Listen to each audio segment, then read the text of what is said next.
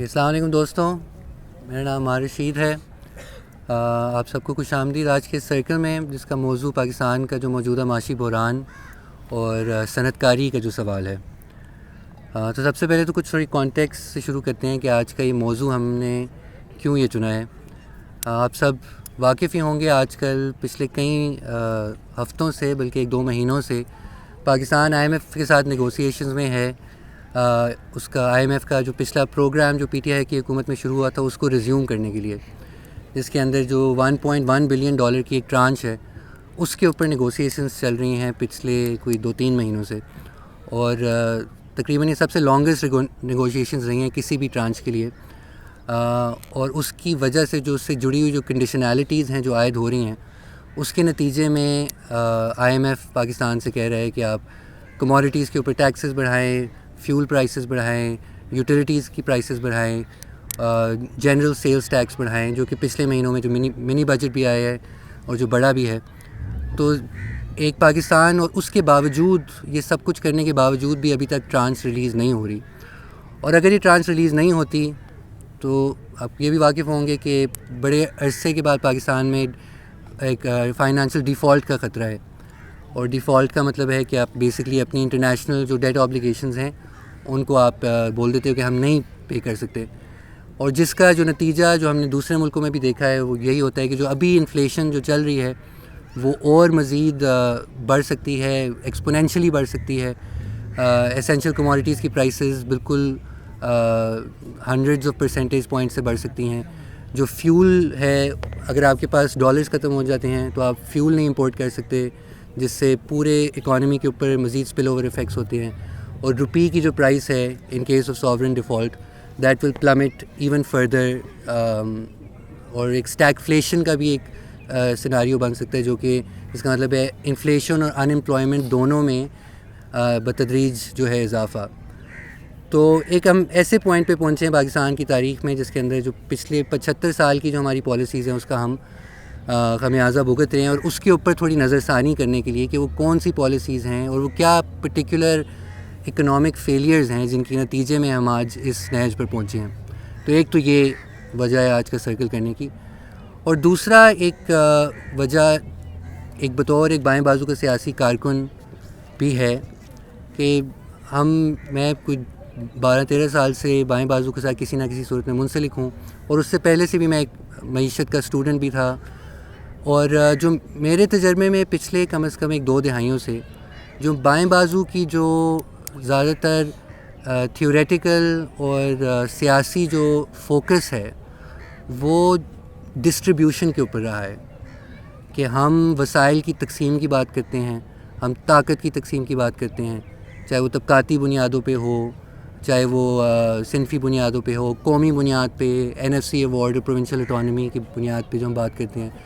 اور جنرلی پاکستان میں خاص کر اور ممالک میں بھی لیفٹ بڑے عرصے سے ایک ڈسٹریبیوٹیو فوکس رہا ہے ہماری پالیٹکس کا، اور یقیناً اس کی وجوہات بھی ہیں۔ ظاہر ہے ہم ایک بہت زیادہ معاشی ناہمواری کے دور سے گزر رہے ہیں، اور ڈسٹریبیوشن کے سوال بہت اہم ہیں یقیناً، اور وہ اہم رہیں گے، لیکن میرے نزدیک ہم نے جو ایک سوال جس کو نظر انداز کیا ہے اپنی ڈیبیٹس کے اندر، اپنی سیاست کے اندر، وہ پیداواری سوال ہے، کہ پیداوار کس طرح ہوتی ہے، کہ کس طرح پیداواری قوت بڑھائی جاتی ہے، پروڈکٹیوٹی کس طرح زیادہ ہوتی ہے، کس طرح کم ہوتی ہے، ہم اپنی ضروریات جو ہماری ہیں ان کے لیے کس طریقے سے پیداوار کر رہے ہیں، کہ ہم خود کر رہے ہیں یا باہر سے امپورٹ کر رہے ہیں۔ اور یہ جو سارے سوال ہیں ان کے اوپر میرے نزدیک ہمارا اس طرح سے فوکس نہیں رہا جتنا رہنا چاہیے تھا، اور میرے نزدیک کہ آنے والے وقت میں 21ویں صدی میں خاص کر کے سوال پھر سے اہمیت اختیار کر رہا ہے، اور یہ جو ڈسٹریبیوشن یعنی تقسیم کا سوال ہے اس سے بہت گہری طور پہ جڑا بھی ہوا ہے، یعنی کہ آپ تقسیم کے سوال کو پیداوار کے سوال سے الگ کر کے نہیں دیکھ سکتے۔ تو یہ 2 بنیادی پہلو تھے جس کی وجہ سے ہم نے یہ آج کا موضوع رکھا۔ تو آج کا جو معاشی بحران ہے اس کی کیا کچھ بیسک آؤٹ لائنز کیا ہیں، اور میں I would like to bring in a little bit of data تاکہ ہمیں تھوڑا بہت اندازہ ہو، اور تھوڑا بہت کمپیریٹیو ڈیٹا بھی، کہ پاکستان کے اندر جو بحران ہے وہ باقی ممالک سے کیسے کمپیئر ہوتا ہے۔ کیونکہ یقیناً ایک گلوبل بحران بھی ہے, ایک گلوبل کموڈیٹیز کی ایک ہم سپر سائیکل میں گزر رہے ہیں, جس میں فیول کی قیمتیں بھی بڑھ رہی ہیں, فوڈ پرائسز بھی بڑھ رہی ہیں, اور دنیا بھر کے اندر اس کے نتیجے میں اکنامک انسٹیبلٹی ہے. لیکن پاکستان میں جو اس کے اثرات آئے ہیں وہ تقریباً ہم دنیا کے تقریباً 5 سے 10 سب سے زیادہ افیکٹ ہونے والے ممالک میں ہیں, جو کہ ابھی پوسٹ کووڈ اکنامک کرائسس سے جن کو اثر پڑا ہے. تو میں ایک دو بس گراف دکھانا چاہوں گا, سارے ساتھی کو نظر نہ آئیں لیکن میں ساتھ ساتھ بول بھی دیتا ہوں. ایک تو مہنگائی کا جو سوال ہے کہ پچھلے 2019 سے اب تک جو ہے پاکستان میں جو مہنگائی ہے وہ بڑی ہے تقریباً 62%, جو انفلیشن ہے منتھ آن منتھ اس پورے پیریڈ میں. انڈیا میں وہی انفلیشن رہی ہے 24%, بنگلہ دیش میں رہی ہے 20%. تو جو ہمارے امیجیٹ نیبرنگ ممالک ہیں ان سے تقریباً 3 گنا زیادہ یہاں پر مہنگائی آئی ہے, اور جو سب سے زیادہ شاید جو معاشی بحران کا جو اثر لوگوں پہ پڑتا ہے وہ مہنگائی کے ذریعے ہی پڑتا ہے. تو پاکستانی عوام جو ہے اس پورے مہنگائی کے بحران سے زیادہ اثر انداز ہو رہی ہے باقی اس سے. جو دوسرا فورن ایکسچینج ریزروز کا سوال ہے, اور یہ سوال کیوں اہم ہے ہم اس پہ جاتے ہیں, لیکن just as a brief snapshot Pakistan کے ابھی آئی تھنک لاسٹ ویک میں نے چیک کیا تھا تو تقریباً $4 بلین ہمارے ابھی فورن ریزروز بچے ہیں, which is enough to cover about 3 weeks worth of imports. اس کے علاوہ اگر ہم نے کچھ کرنا ہے تو we need to cover it with more loans etcetera. Bangladesh میں وہی فگر فورن ایکسچینج ریزروز کی $32 بلین ہے, تقریباً 10 گنا زیادہ. انڈیا میں وہی فورن ایکسچینج ریزروز کی فگر $570 بلین ہے, یعنی کہ تقریباً کوئی 200 گنا زیادہ, کوئی 20 گنا زیادہ ہی قریب, یا اس سے بھی زیادہ, آئی تھنک 40-50 گنا زیادہ. تو یہ ایک بہت بڑا سٹارک ڈفرینس ہے, اور یہ آئی تھنک ہماری سمجھنے کے لیے ضروری ہے کہ پاکستان کی پیچیدگیاں, کیونکہ ہم عموماً نظام کی بات کرتے ہیں, سرمایہ داری کی بات کرتے ہیں, اور اس کے نتیجے میں پیدا ہونی نامواری کی بات کرتے ہیں, لیکن ان ممالک میں بھی نظام تو ہے سرمایہ داری کا ایک طرح سے, اور ایک مکس ہی ہے, ظاہر ہے ایک ہائبرڈ ہے پبلک اور پرائیویٹ سیکٹر کا مختلف طریقے سے. لیکن بہرحال وہ جو نظام وہاں پہ آئے تھے اور جو یہاں پہ آئے تھے, اس سے جو آؤٹ کمز پروڈیوس ہو رہی ہیں ان میں بہت زیادہ فرق نظر آ رہا ہے. جی ڈی پی گروتھ کا اگر ہم کمپیریزن کر لیں, اگر کسی کو نظر آ رہا ہے یہ لال لائن ہے, یہ انڈیا اور بنگلہ دیش کا ایگریگیٹ ہے, یہ جو اوپر جا رہی ہے, اور جو گرین لائن ہے یہ پاکستان کا ایگریگیٹ ہے. تو 90s میں ہم دیکھتے ہیں کہ جو پاکستان کا جو انڈیا اور بنگلہ دیش سے گروتھ کمپیریزن ہے, India and Bangladesh on average have been growing 4% more than Pakistan per year. تو huge difference in terms of overall wealth production. Exports کا اگر ہم دیکھتے ہیں, یہی again this is the red line India and Bangladesh, the green line is Pakistan. Pakistan کی exports تقریباً stagnant ہیں since the 1990s in terms of real growth, inflation کے کا افیکٹ ہٹا کے, اور جو انڈیا اور بنگلہ دیش کی ہیں وہ تقریباً 15 گنا زیادہ ان میں اضافہ ہوا ہے, اور اس کے نظر بھی آتے ہیں. اور یہ کیوں اہم ہے, کیونکہ پاکستان جو ہم بار بار بات کرتے ہیں IMF کے پاس واپس جاتا ہے, تو وہ کیوں جاتا ہے, کیونکہ ہمارے پاس فورن ایکسچینج نہیں ہے. فورن ایکسچینج کیوں چاہیے ہوتا ہے, کیونکہ you have to pay for things that you are importing from outside primarily, اور ان میں سے کچھ چیزیں تو شاید لوگ بات کرتے ہیں ہم کچھ چیزیں پاکستان میں اگر بنا لیں تو وہ پورا شاید امپورٹس ہم کم کر لیں, جو پچھلے 6 مہینے سے حکومت کوشش کر رہی ہے. لیکن a lot of these imports are inelastic, یہ آپ you don't have a choice. Fuel آپ نہیں پیدا کر رہے پاکستان میں, بہت سارے ایڈیبل آئل نہیں پروڈیوس ہوتا پاکستان میں, بہت ساری ایسی اور کموڈیٹیز ہیں, اسٹیل ہے جو کہ بہت سارے پروسیسز میں استعمال ہوتا ہے, انڈسٹریز میں استعمال ہوتا ہے, پاکستان نہیں پروڈیوس کرتا ہے. اس طرح کے بہت بڑے بگ ٹکٹ آئٹمز ہیں ہمارے امپورٹ بل میں جو ہم نہیں بنا سکتے یہاں پہ. تو یہ ایک تو the need for exports and foreign exchange sort of foreign exchange reserves کی سفیشنسی ہونا ایک بنیادی اکنامک ریالٹی کا سوال ہے, جو کہ کوئی شارٹ ٹرم میں اچانک سے آپ تبدیل نہیں کر سکتے, اس کے لیے کوئی لانگ ٹرم اسٹریٹجی چاہیے. اور تو یہ جو مختلف جو کچھ ڈائیورجنسز ہیں جو ہمیں صرف اپنے نیبرنگ ممالک کے ساتھ ہی نظر آتے ہیں, forget the rest of Asia specially East Asia, جن کے اندر یہ ڈفرینشیلز مینی ٹائمز مور ہیں پاکستان کے, ان کے نتیجے میں اب بہت ساری جو آؤٹ کمز ہیں, ہیومن آؤٹ کمز, ان پہ بہت فرق پڑتا ہے. کیونکہ عموماً میں اس لیے بات کر رہا ہوں کیونکہ ہم لیفٹ کے اندر we don't really pay much real attention to foreign exchange reserves, exports. This is not really a part of our discourse, کیونکہ اور عموماً بلکہ ہمارے جو لیفٹ کے تھنکرز لکھتے بھی ہیں ان چیزوں کے بارے میں تو ان چیزوں کو تھوڑا سا ڈسکاؤنٹ کرتے ہیں. میں ایک حوالہ بھی دوں گا ایک مضمون کا جو ہمارے ساتھی نے ریسنٹلی لکھا, جس میں وہ کہہ رہے تھے کہ ہمیں یہ ایکسپورٹس کی آج کل بہت obsession ہوئی ہے, ہمیں ڈومیسٹک نیڈس کے اوپر پروڈکشن فوکس کرنی چاہیے. تو میرے نزدیک یہ تھوڑا سا ایک مس پلیسڈ کنسیپشن ہے کہ ہم ان انڈیکیٹرز کو اتنی اہمیت نہیں دیتے, کیونکہ ان کا پھر جو افیکٹ ہے ناک آن وہ ہماری تمام لوگوں کی روزمرہ کی زندگیوں پہ پڑتا ہے. سب سے پہلا تو انفلیشن, کہ مہنگائی کیوں زیادہ بڑھی ہے, کیونکہ ہم زیادہ امپورٹ ڈپینڈنٹ اور کنزیومر بیسڈ اکانومی ہیں نسبتاً انڈیا اور بنگلہ دیش کے. مہنگائی کیوں زیادہ بڑھی, کیونکہ Pakistani rupee is much weaker than the Indian اور Bangladesh rupee, because demand for Pakistani goods is lower. Pakistan وہ چیزیں بنا نہیں رہا جو دنیا میں جن کی کوئی ڈیمانڈ ہے, انڈیا اور بنگلہ دیش بنا رہے ہیں, اس لیے ان کا روپیہ کم رہتا ہے اور ان کا کرنسی کم رہتی ہے اور ان کو فیول پھر نسبتاً سستا پڑتا ہے اور بھی امپورٹ سستی پڑتی ہیں. تو لوگوں کے اس کے اوپر ناک آن افیکٹس بہت زیادہ ہیں. اور براڈر لانگ ٹرم افیکٹس آپ دیکھیں اگر ہیلتھ آؤٹ کمز میں, مطلب لوگ بات کہتے ہیں کہ مطلب وہاں بھی تو غربت ہے, وہاں بھی تو استحصال ہے. بالکل ہے, یقیناً یہ نہیں کہ وہاں یوٹوپیاز بن گئے ہیں, لیکن دی ایوریج بنگلہ دیشی now leaves 6 years longer than the average Pakistani. That is a huge difference. Okay, that's 200 million people. آپ کی تقریباً سائز ہے ان کی آبادی کا, آن ایوریج ہر بندہ 6-7 سال زیادہ رہ رہا ہے. That's a huge failure on the part of our state and our economy.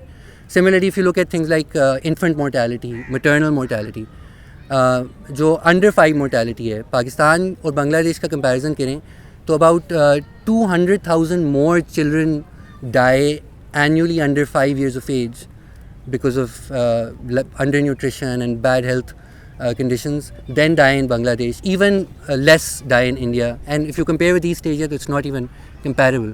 So these are very real human costs. We should stop thinking of these indicators as بس market economy اور near liberalism سے تعلق ہے, ہمارے ان سے کوئی تعلق نہیں ہے, because they have very very real effects on the average working people of this country. تو ان سوالات کا اور ان امبیلنسز کا پھر اگلا سوال یہ ہے کہ صنعت کاری سے کیا تعلق ہے, صنعت کاری کا سوال کیوں اس کے اندر اہم ہے. تو اس کے اندر میں بس ایک میجر اسٹیٹسٹیکل کمپیریزن کروں گا کہ جو ایکسپورٹس ہیں پاکستان, انڈیا اور بنگلہ دیش کی.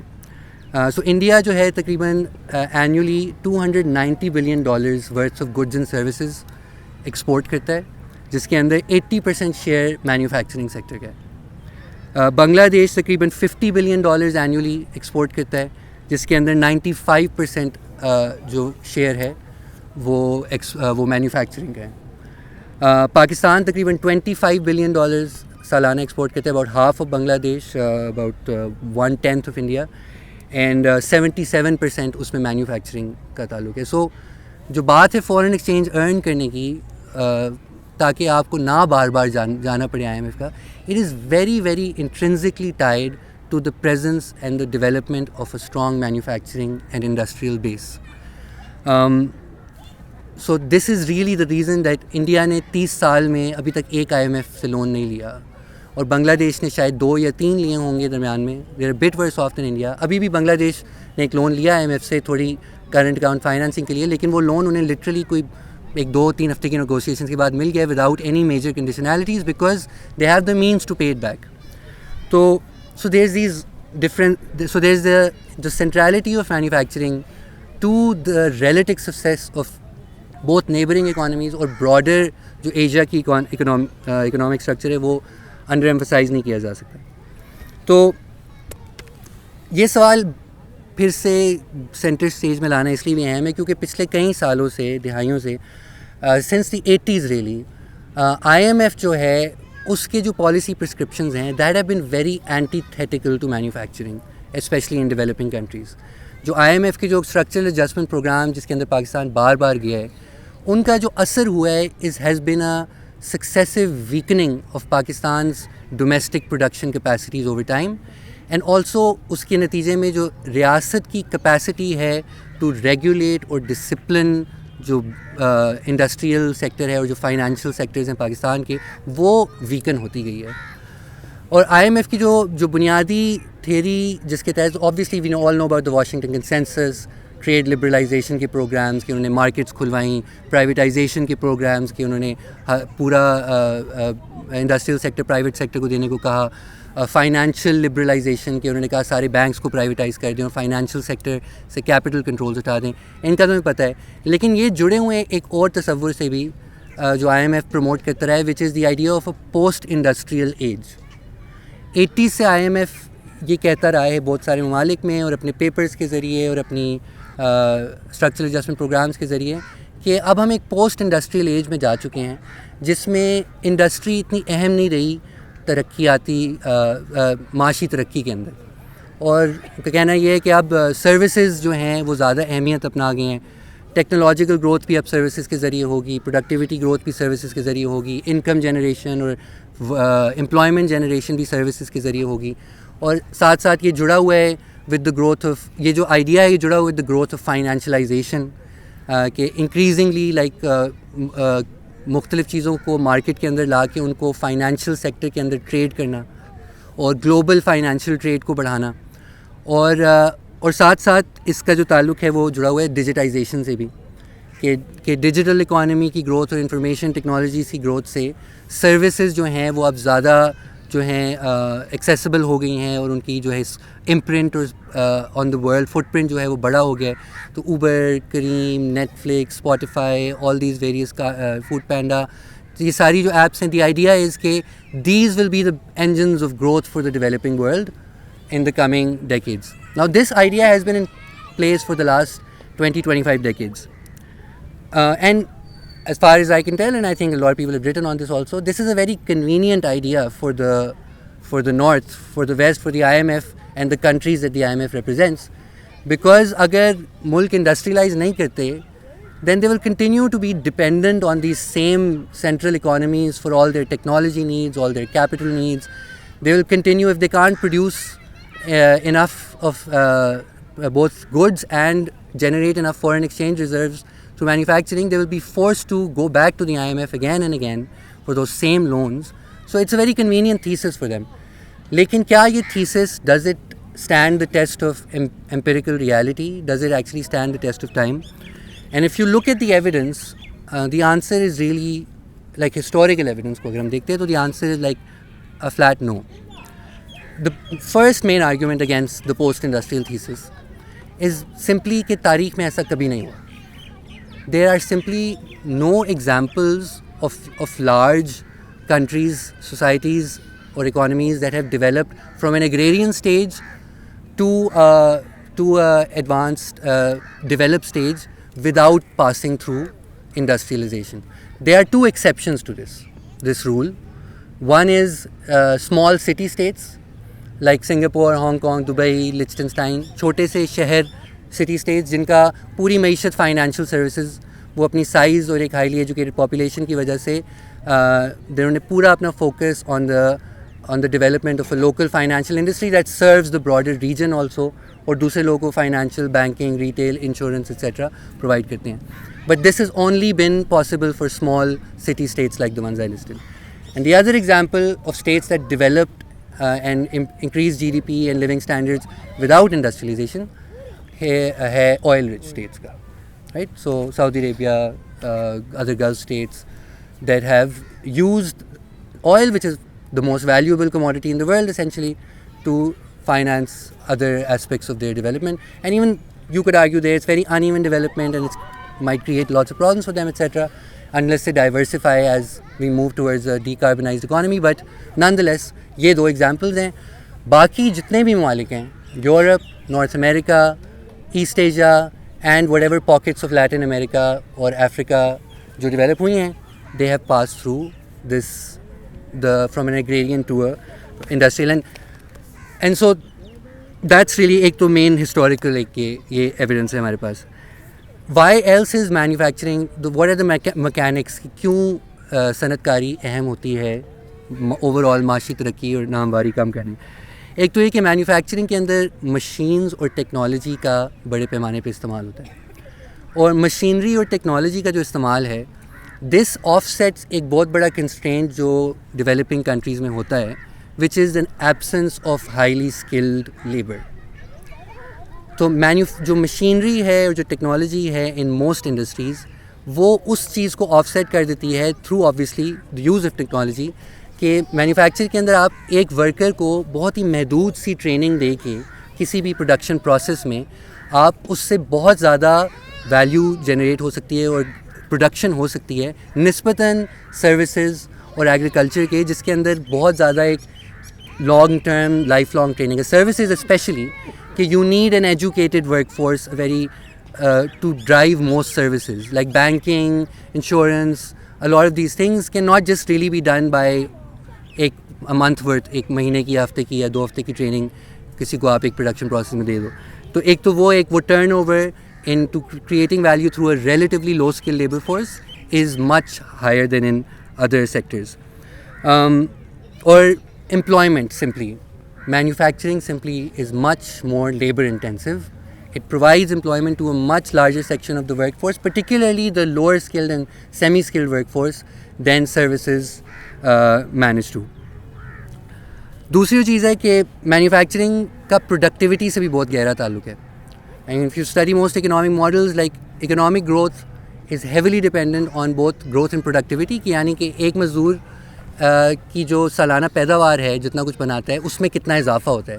کہ اگر وہ ایک سال میں 100 کمپیوٹر بنا رہا ہے تو اگلے سال میں اگر آپ وہی ورکر 150 یا 200 کمپیوٹر بنائے گا تو آپ کی بتدریج جو ہے آپ کی ظاہر کیپیسٹی میں اضافہ ہوگا. اور ساتھ ساتھ ٹیکنالوجی کی اپ ٹیک جو ہوتی ہے which is also critical for growth. Like the development successes of the last 50 the latter half of the 20th century have been highly dependent on the uptake of technology in different production processes, اور وہ بھی manufacturing کے اندر زیادہ تیزی سے ہوتا ہے. So productivity growth on average in manufacturing sectors is much higher, many fold higher than productivity growth in service sectors. And in some cases service sectors میں عموماً یہ ہوتا ہے کہ پروڈکٹیوٹی گرو کرنے سے کوالٹی آف سروسز کے اوپر عموماً فرق پڑتا ہے, بلکہ کم ہو جاتی ہیں. کہ بہت ساری چیزیں if you have someone who's offering, اگر کوئی ڈاکٹر آپ کو جلدی سے بس 2 منٹ میں اگر فارغ کر دے, دیٹس ناٹ نیسسرلی, شاید اس کو پروڈکٹیوٹی اس کی تو بڑھ رہی ہے, but that's not necessarily going to lead to improved health outcomes اور جنرلی امپروو دا ہیلتھ. اور سملرلی اگر کوئی بھی آپ کو سروسز جلدی یا ایک کال سینٹر میں کسٹمر سروسز جو دے رہے ہیں اینڈ وہ آپ کو کہا جائے آپ نے پروڈکٹیوٹی امپروو کرنی ہے اور آپ 5 منٹ میں فارغ کرو, ہر کسٹمر کو 1 منٹ میں فارغ کرو, that might result in more calls per hour, لیکن it's not really going to have much of a impact in terms of improved economic outcomes for the actual use of that service. So and also جو technological progress manufacturing میں ہوتی ہے, it diffuses across the rest of the economy much more than other sectors. So for instance, جو fertilizers اور machinery کے اندر جو technological investment manufacturing میں ہوتی ہے, اس کا زراعت کی پروڈکٹیوٹی پہ بھی بہت فرق پڑتا ہے. سروسز میں جو کمپیوٹرز اینڈ ڈیجیٹل ٹیکنالوجی کی جو اگر جب ہوتی ہے پروڈکٹیوٹی امپروو مطلب مینوفیکچرنگ میں جو کمپیوٹرز کی مینوفیکچرنگ اور فونس کی اور ٹرانسپورٹ اور اس کے انفراسٹرکچر میں جب آپ امپروو کرتے ہیں پروڈکٹیوٹی, تو that has a ripple on effect on services and other sectors of the economy. So technological and productivity growth in manufacturing happens much more and much better than in other sectors of the economy. And then finally, and possibly the most relevant to the trade question is tradability. کہ manufacturing sectors produce goods that are tradable, whereas most services, not all but most services produce goods جن کو آپ trade نہیں کر سکتے.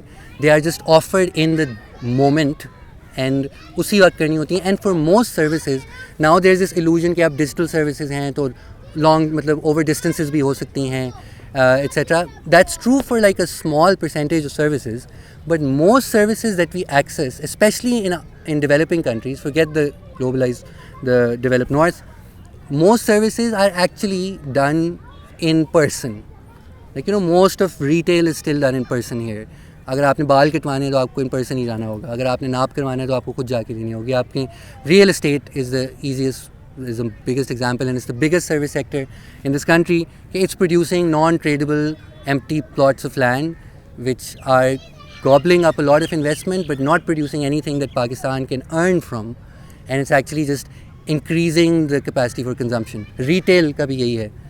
We're importing goods from outside and the retail services sector is selling them to Pakistanis, pushing up, often selling them to people who earn profits through real estate, which is again pushing up the import bill, and you're trading nothing in return. So tradability, manufacturing gives you tradability. Goods are relatively easy to ship and move anywhere in the world.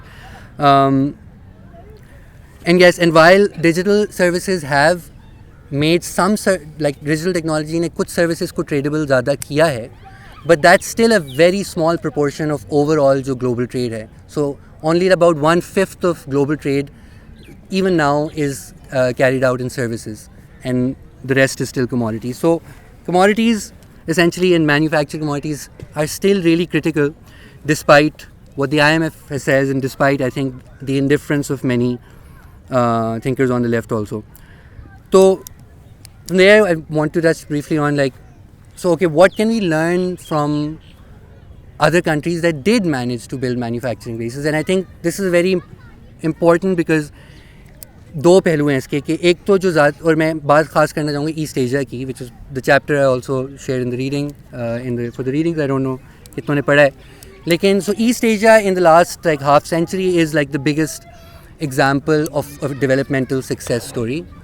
And I mean again اس پہ اوپر many people are cynical about okay to what degree has that actually improved human outcomes, to what degree is there still inequality their, کس حد تک وہاں بھی ابھی تک غربت ہے, نامواری ہے. اور وہ حقیقت سچ ہے, کوئی بھی یہ نہیں کہہ رہا کہ ان ممالک نے یوٹوپیاز بنا لی ہیں, لیکن بہرحال حقیقت یہ ہے کہ آج سے 60-70 سال پہلے یہ جو ممالک ہیں ایسٹ ایشیا کے, چاہے کوریا ہو, چاہے ویتنام ہو, چاہے تائیوان ہو, ملیشیا بھی وہ ٹو اے لیسر لیول, لیکن Malaysia, Thailand, Indonesia, they were at similar developmental levels to Pakistan. ٹھیک ہے, similar levels of GDP, similar life expectancy, similar wages. All of that has transformed in the last 30-40 years, اور بہت بڑے پیمانے پر transform ہوا ہے. مطلب there is no point in even making a comparison between Pakistan and these countries anymore. And اس کو جو IMF اور جو انٹرنیشنل فائنینشیل ادارے ہیں وہ اسٹوری کو پیش کرتے ہیں کہ یہ فری مارکیٹ کا کمال ہے, کہ بس انہوں نے کیونکہ لبرل ریفارمز اپنائے, ڈی ریگولیٹ کیا اکانومیز کو, اور فائنینشیل سیکٹر بڑھایا اور ٹریڈ کھولی, تو بس اس لیے یہ ممالک ترقی کر گئے ہیں. دس is a lie. This is completely flies in the face of the historical evidence.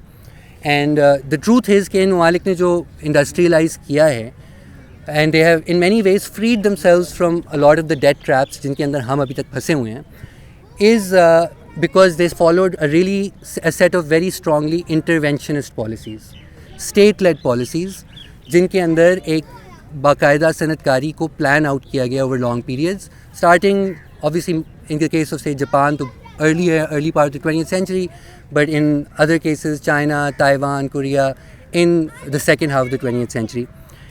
And so جو میں نے ریڈنگ بھیجی تھی اس کے اندر جو جوزف اسٹڈویل ہے اس کا جو مین تھیسس ہے, and he's investigated the history of these economies, and he says there are three main elements جن کے ذریعے, three main broad policy areas جن کے ذریعے انہوں نے صنعتی ترقی کی ہے. ایک ہے لینڈ ریفارم, بنیادی طور پہ that's one common thread in all of them, different kinds of land reform but nonetheless land reform. Second is the disciplining of domestic businesses to export and in labor intensive sectors. تو مطلب جو local businesses تھے, in some cases it was done through nationalization. In the case of China, many of these businesses they simply nationalized them and state run businesses کو پھر export کی طرف gear کیا گیا. In other cases this was done through regulation, like Korea میں, Taiwan میں, Vietnam میں, in some respects Malaysia, Thailand also. But in either case there was a very strong state control over private enterprise to discipline them for national interests. کہ جو جتنے بھی جو private business ہیں ان کو جو قومی ترقیاتی جو مقاصد ہیں ان کے ماتحت کیا گیا. اور یہ جو پروسیس تھے ان کے جائیں گے بھی, لیکن these are often very violent processes also, زبردستیاں کی گئی ان کے ساتھ, جیل میں بھی ڈالا گیا لوگوں کو. اور تیسرا جو تھا کہ جو فائنینشیل سیکٹر اور بینکنگ سیکٹر تھا اس کو یا تو نیشنلائز کر کے یا ہائیلی اسی طرح ڈسپلن اور کنٹرول کر کے فورس کیا گیا کہ ان انڈسٹریز کو جس کو حکومت سپورٹ کر رہی تھی ان کو کریڈٹ دیا جائے, again gear towards ensuring employment and ensuring کہ ایکسپورٹس بڑھے جائیں. تو جو پہلا پہلو تھا, یہ کیوں 3 پہلو بہت اہم ہیں. لینڈ ریفارم سے جو کامن تھریڈ جو ان سب نے کیا واز چینج, جو لارج لینڈ ہولڈنگس تھیں ان کو اسمال ہولڈر فارمنگ کے اندر کنورٹ کیا, اینڈ بیسکلی ایک نیا طبقہ بنایا اونر کلٹیویٹرز کا, جن کے پاس ٹینیور سیکیورٹی تھی اور جن کے پاس جو ہے کریڈٹ اور سپورٹ سروسز ان اسمال ہولڈر فیملی فارمز کو دیے گئے. اور تو لوگ ایک نئی کلاس بنائی گئی اونر کلٹیویٹرز کی, جن کے پاس ایک انسینٹیو تھا کہ اپنی زمینوں کو وہ کاشت بھی کرے, ان کے اوپر انویسٹ بھی کرے, ان کے لیے اور اس کے لیے مشینری اور ٹیکنالوجیکل انپٹس کے لیے ان کو کریڈٹ اور سپورٹ سسٹمز اسٹیبلش کیے گئے. اور اس کے نتیجے میں ایگریکلچرل پروڈکٹیوٹی ان تمام ممالک میں بہت تیزی سے بڑھی, اور وہ agriculture surpluses then later were used to funnel into manufacturing. اور ساتھ ساتھ وہ اسی طرح جس طرح یورپ میں آج سے 200 سال پہلے ہوا تھا کہ جب زرعی اصلاحات ہوتے ہیں تو لیبر فری اپ ہوتا ہے, اور جو لیبر ہے وہ زراعت سے ہٹ کے پھر شہروں کی طرف جاتا ہے, کیونکہ بہت ساری میکنائزیشن سے اور چیزوں سے لوگ فری اپ ایگریکلچرل لیبر کی ڈیمانڈ کم ہو جاتی ہے. تو وہ جو لیبر ہے that then goes and feeds into the manufacturing sector. جو دوسرا جو پہلو ایکسپورٹ ڈسپلننگ کا اور لیبر انٹینسو مینوفیکچرنگ میں, وہ بھی ایک ایگریسو اسٹیٹ انٹرونشنسٹ پالیسیز سے ہوا کہ ایک تو پبلک انویسٹمنٹ کی گئی کچھ ایریاز کے اندر, ریاست نے ہی وہ پروڈکٹیو ذمہ داریاں اپنائیں, جس طرح چائنا ہے جس کا ابھی تک like 60% of Chinese GDP is still produced by public sector enterprises, and there are similarly large percentages in other countries also. So in all of these there was a very large robust public sector in all these, and especially in like jo wo wali industries that are at the core, that are central to all manufacturing, like steel ho gaya, transport ho gaya, communications ho gaya. In sab cheezon mein ek strong state presence, and if not just state production, then a very strong regulatory state. And ساتھ obviously public investments in power, telecommunications etc. And then businesses کو زبردستی وہی بات کہ national objectives کے ساتھ align کیا گیا. And if you do look at the histories, this was done like in ways جیسے آج ہم تصور نہیں کر سکتے. آج ہم ٹریڈرز کے اوپر GST اگر تھوڑا یا کوئی اور ان پہ ٹیکس بڑھانا ہو تو ہم اپنے آرمز اور حکومت کو وقتہ پڑ جاتے ہیں, یار ہم کیا کریں گے, اور پھر they back off and they can't do anything, much less for like other larger industries. Sugar industry کو آج تک ہم ڈسپلن کر نہیں پائے. تو in most of these countries because of obviously ایک پولیٹیکل ول تھی, موومنٹس تھیں ان کنٹریز میں, اور ایک پولیٹیکل ایک پورا اس ایک وقت بھی تھا کہ نیشنل ڈیولپمنٹ اور اسٹیٹ اورینٹیڈ ڈیولپمنٹ کا ایک پورا ایرا تھا. سو دیز جو پارٹیز تھیں اور اسٹیٹس تھیں, انہوں نے literally like they jailed leaders, ان کی نیشنلائز کیا, ان کے بینک اکاؤنٹس فریز کیے, ان کی فیکٹریز سیز کیں, until and unless they agreed to produce what the government thought was a priority, جس سے ایک انڈسٹریل پروڈکٹیو کیپیسٹی ملک کی بڑھے گی یا نہیں. اور اس کے ذریعے آہستہ آہستہ ایک سلسلہ شروع ہوا. ساتھ ٹریڈ پالیسی کا بھی اس میں ایک عنصر تھا کہ پروٹیکشنزم اپنائی گئی. یہ بھی ایک کامن تھریڈ ہے ان آل ڈیولپمنٹ سکسیز اسٹوریز, چاہے یورپ کی ہو, چاہے ایشیا کی ہو, یا اور ممالک کی, کہ دی انیشیل سٹیجز جو آپ کی کی انڈسٹریز ہیں اسٹریٹجکلی امپورٹنٹ, ان کو پروٹیکٹ کیا جاتا ہے from foreign competition until they develop the capabilities to trade at the international level. تو اور پاکستان میں اور بہت سے ممالک میں تو الٹا ہوا ہے کہ بس بیریئرس کھول دیے گئے ٹریڈ کے لیے without really developing any productive sort of capacities. اور یہ جو اینڈ ایون دو لائک جو نیو لبرل انسٹیٹیوشنز ہیں وہ عموماً ان ساری ڈیولپمنٹ سکسیز اسٹوریز کو ایڈم اسمتھ یا ریکارڈو کے سکسیس یا ان کے تھیوریٹیکل ماڈلز, فری مارکیٹ اور فری ٹریڈ کے ماڈلز کے ساتھ جوڑتی ہیں. لیکن in reality, and Studwell goes into this detail, the most influential theorist جس نے ایسٹ ایشین اکنامک میریکل کو انڈر پن کیا ہے واز فریڈرک لسٹ, اینڈ وہ ایک جرمن پولیٹیکل اکانومسٹ تھا. اور اس کا کہنا یہی تھا کہ فری ٹریڈ صرف تب بینیفیشل ہوتی ہے جب ڈومیسٹک مینوفیکچرنگ پروڈکٹیو کیپیسٹی جو ہے ایک پرٹیکولر سطح تک پہنچ چکی ہو. And we see this is common in all these East Asian economies. چاہے چین میں بہت clearly before they join the WTO they build this incredibly strong domestic manufacturing base before they completely opened up their economies, and then they could take advantage of it. India ne bhi, like India's IT exports for instance are amongst the highest in the world, and they built up this whole network of IITs in the 70s and 80s under Nehru, which created so much of that human capital that enabled them to take advantage jab unhone apni markets kholi, etc. So there's this sequence that all these economies followed, which enabled them to reap the benefits of trade. اور ساتھ ایک learning کا سوال بھی بہت اہم ہے. اگر یہاں پہ بہت بات ہوتی ہے اوبیسلی کہ ہماری معاشی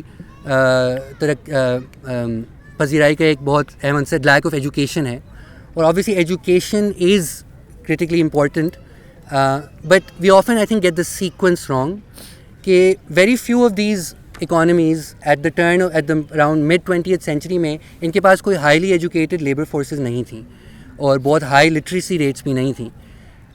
ان most of the history of the developed world, literacy and mass education has often followed industrialization.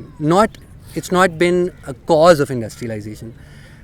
What the kind of learning جو industrialization کے اندر اہم ہوتی ہے, which is again common in the East Asian example, is learning by doing and intra-firm learning.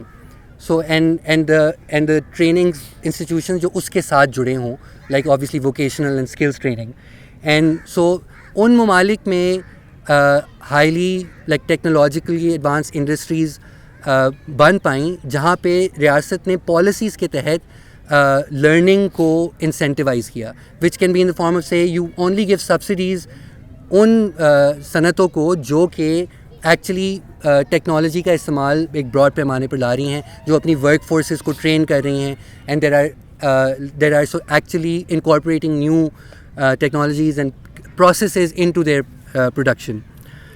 تو یہ جو non formal learning, intra firm learning and vocational and skills training, these were like critical parts of their educational journeys. And then mass literacy and higher education, that is important, but that comes at a later stage of industrial development when you're moving more towards like the knowledge and digital economy.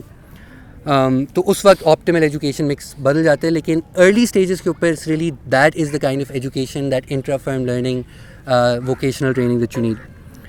And then the last element of their policy mix was کہ ایک tightly controlled financial sector or banking sector. We called it like keeping finance on a short leash.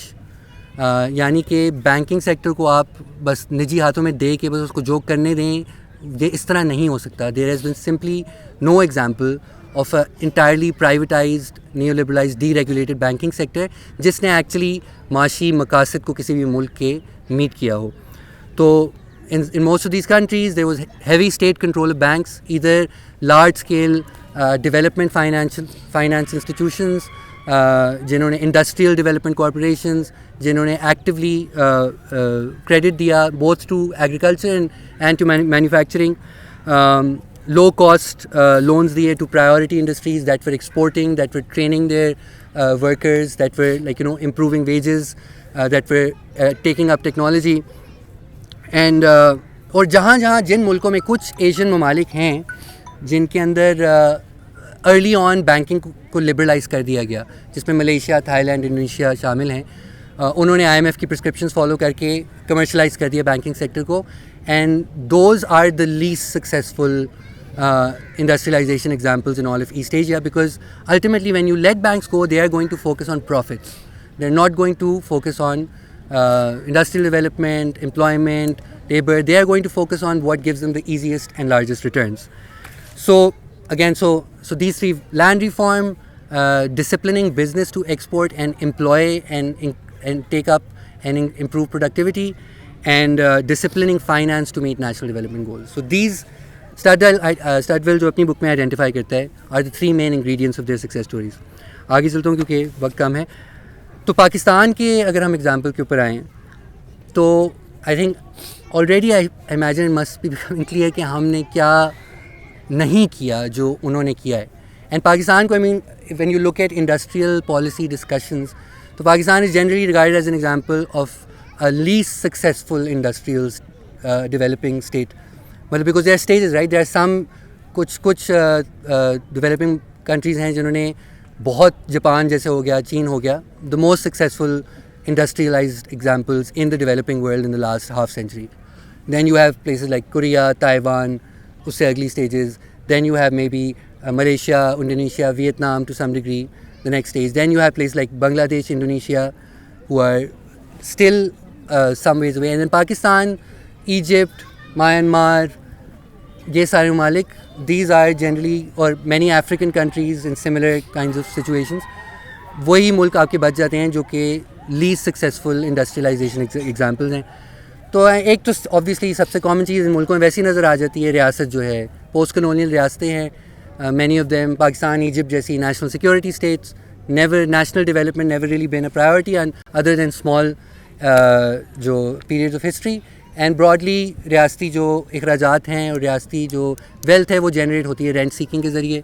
ایک طرح کی Dutch disease بھی اس کو کہہ سکتے ہیں کہ یہاں آپ کو کیونکہ باہر سے رینٹس ملتے ہیں اسٹریٹجک ریزنس کے لیے, امریکہ سے, چین سے, سعودی عربیہ سے, تو آپ نے کبھی صنعتی ترقی کے اندر آپ کو انسینٹیو ہی نہیں تھا کہ آپ صنعتی ترقی کے بارے میں کچھ سوچیں. تو ایک تو یہ پہلو ظاہر ہے ریاست کا ہے, لیکن کچھ اور بھی بنیادی پہلو ہیں وہی جو ہم نے نہیں کیے. زرعی اصلاحات نہیں ہوئے یہاں پہ جو جس پیمانے پر اور ممالک میں ہوئے. ابھی تک ہمارے 3 کروڑ لینڈ لیس فارمرز ہیں پاکستان میں. لینڈ انیکوالٹی ابھی تک لارج انیفیشینٹ لینڈ ہولڈنگز ہماری زراعت میں ہیں. کچھ 5% جو لینڈ اونرز ہیں وہ 65% فارم لینڈ کو اون کرتے ہیں. جو کوئی 300 فیملیز ہیں ایگریکلچر فیملیز جو تقریباً 50% کلٹیویبل لینڈ کو اون کرتی ہیں. So it's like vastly more unequal than all these other countries. جو زیادہ تر ٹیلنگ ہوتی بھی ہے, very large proportion of it is sharecropping, rent کے اوپر اور ایگریکلچرل لیبر کے ذریعے. اور اس سے جو ہمارے جو زراعت کی جو پروڈکٹیوٹی ہے it's also amongst the lowest in the world. So wheat, cotton, rice, maize, sugarcane, یہ ہمارے کچھ جو میجر کراپس ہیں, ان کی جو ییلڈز ہیں وہ آن ایوریج 30, 40, 50% کم ہیں than the global average yield per acre جس کو کہتے ہیں. تو اور ساتھ ساتھ آبویسلی اور ایک سوال جو اب انکریزنگلی آنا جا رہا ہے کہ مس ایلوکیشنز ہوتی ہیں ان پٹس کی بھی جائے بات کریں کہ ایگریکلچرل ان پٹس کس کو ملتی ہیں, سیڈز کس کو ملتی ہیں ہائی ییلڈ والی, پانی اریگیشن کا پانی کس کو ملتا ہے. All of that is skewed to create like this very inefficient agricultural model جو کہ ایسٹ ایشیا کی طرح وہ ہائی ییلڈس پروڈیوس نہیں کر سکا, وہ ایک اسمال ہولڈر کلٹیویٹر کلاس نہیں پروڈیوس کر سکا جس سے ایگریکلچرل پروڈکٹیوٹی جو ہے وہ جنریٹ ہو اور ڈرائیو کرے other sectors of the economy. Manufacturing کے اندر بھی Pakistan has one of the lower shares of manufacturing as a proportion of GDP in the world. I think it's like 12% ہے پاکستان کی اوور آل معیشت کا. امپلائمنٹ کا بھی ایک بہت چھوٹا حصہ, آئی تھنک 15% کے قریب اس کے اندر ہے مینوفیکچرنگ کے اندر. اور انکریزنگلی ہمارا جو اکانومی ہے آئی تھنک 60% جو GDP اب ہمارا وہ سروسز کے اندر کانسنٹریٹڈ ہے, which again produces all of those same issues جن کے اوپر ہم نے بات کی تھی, including low wages, informal work, no labour protections, no security of employment, no contracts, and again continuously falling wages کیونکہ آپ کی ساری زیادہ تر جو سروسز کی معیشت ہے اور ایون جو زیادہ تر جو مینوفیکچرنگ کی معیشت ہے وہ بھی ڈومیسٹک نیڈس کے اوپر فوکسڈ ہے. تو روپے کی ویلیو اسٹیگننٹ ہے, ڈالر بڑھتا جائے گا. سو ان اوور ٹائم ان سیکٹرز میں جو لوگ کام کر رہے ہیں their purchasing power, their wages, everything will fall and it has been falling. پچھلے 30 سال سے پاکستان میں ریئل ویجز مطلب مہنگائی کے تناسب سے جو ویجز ہیں دے بن ادھر اسٹیگننٹ, دے بن دا سیم اور دے بن فالنگ. اسی پیریڈ میں انڈیا اور بنگلہ دیش, چین, ویتنام, آل دیز پلیسز ان میں 6-7 گنا بڑھ چکی ہیں ریئل ویجز, ہماری اسٹیگننٹ ہیں. تو مینوفیکچرنگ کے اندر اور جو Pakistan if you look at Pakistan میں فیزز کیا رہے ہیں, تو نتالیہ نقوی کا پیپر تھا جو میں نے شیئر بھی کیا, وہ بتاتی ہیں کہ 2 فیزز سے پاکستان کی انڈسٹریل ڈیولپمنٹ میں. ایک پہلا فیز تھا جو پری نیو لبرل ایرا کا, جو نیشنل پلاننگ اور ڈیولپمنٹ کا جو وقت تھا 50s سے لے کے 70s تک. تو اس کے اندر Pakistan that was a period of جو پلاننگ کا جو فیز تھا, اس میں پاکستان بھی کسی حد تک اس طرح کے ماڈلس کے ساتھ ایکسپیریمنٹ کر رہا تھا جو ایسٹ ایشیا میں تھے. ہم بھی اس طرح 5 ایئر پلانز بناتے تھے, انڈسٹریل پروڈکشن کے ٹارگیٹس بناتے تھے کہ کمانڈنگ ہائٹس والے جو سیکٹرز ہوتے ہیں strategically important sectors, steel, petrochemicals, minerals etcetera, ان کے اندر پبلک انویسٹمنٹ کر رہے تھے.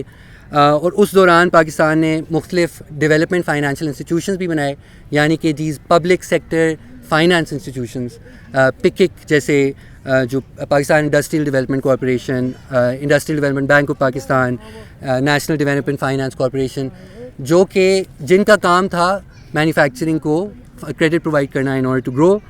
اور اس وقت تک اپ ٹل لائک دا 70s جو ادارے تھے they accounted for almost up to 50% جو اوور آل لینڈنگ ہو رہی تھی انڈسٹری کو.